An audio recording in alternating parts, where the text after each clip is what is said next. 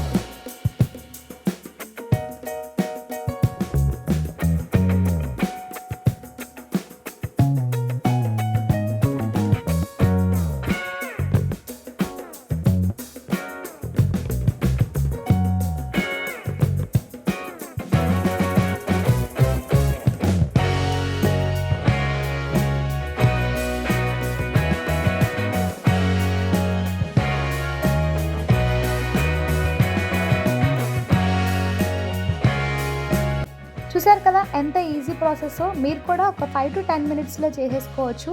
ఈ gum dry అయింది కూడా నేను యాడ్ చేస్తున్నాను.